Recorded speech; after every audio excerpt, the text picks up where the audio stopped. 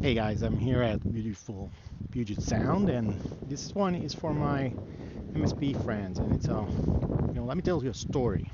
So there's a good friend of mine. He may even be several of my friends under one name, but I'm going to call him Jeremy. And long time ago we were both just computer geeks. But one day Jeremy told me how he was going to make lots of money and retire early, right?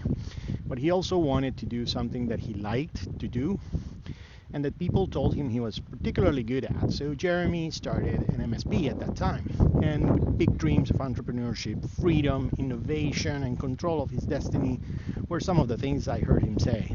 And so he did, and for a while, everything was on track.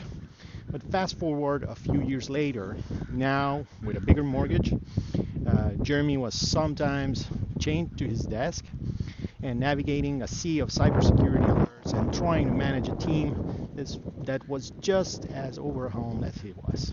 So Jeremy would stay at the office late at night, surrounded by monitors and eating Cheetos, and he once told me how he had even lied awake wondering if they missed an update. He was afraid that their clients' data wasn't secure. He was just constantly in a battle against time and the newest technology with no peace of mind at all.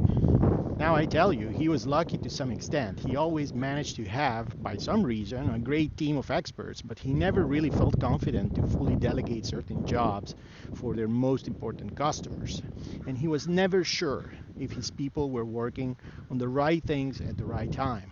So later, he also began losing some of his folks to the larger players in the market. One of his top cloud guys went to work for AWS and lured away by the big salary.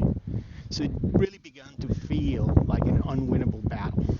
And during that time, we went for a quick lunch, at least in two occasions. Think it has to be like this?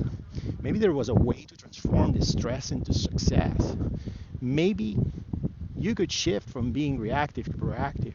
So we spoke about processes that flowed smoothly, about the company having a purpose that would act as the driving force behind every action, and I was even able to have him reluctantly imagine a team that's aligned, sharing the core values, and working together toward common goals. Feeling energized by this thing that they have built together. But when I would ask him why wasn't he taking the necessary steps, Jeremy would always come up with an excuse. He was always busy with some project, or was upgrading something that broke, or just didn't have the money. So he put it away for 3 whole years until almost something terrible happened. At the end of the day, it ended up being nothing. Okay, that was good. But in the meantime, as sometimes things happen, right? He also lost his biggest client. But ironically, this chain of events gave him not only the realization of the state he was in, but also some free time to start working on his business. And we started looking at the simplest things that would give him the highest return. And very soon he was able to leave the office at 6 p.m. for the first time. So that was a big breakthrough.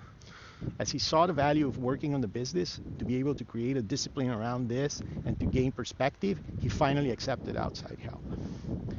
A few weeks ago, Jeremy started a conversation with a larger firm who's entertaining a merger deal to have Jeremy's organization cover the Southeast for them. He's no longer thinking about retiring early, but not because it may not be possible, but because he's actually enjoying leading his company. So it took Jeremy almost 4 years to reach this point.